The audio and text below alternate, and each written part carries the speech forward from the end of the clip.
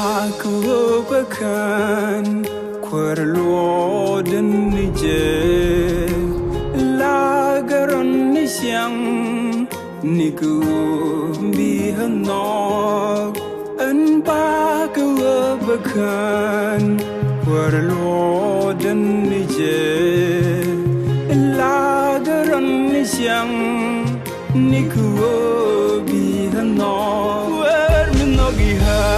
Berapuda Minogiha Kaptida Minogiha Laredor Bertalmake Minogiha Berapuda Minogiha Kaptida Minogiha Laredor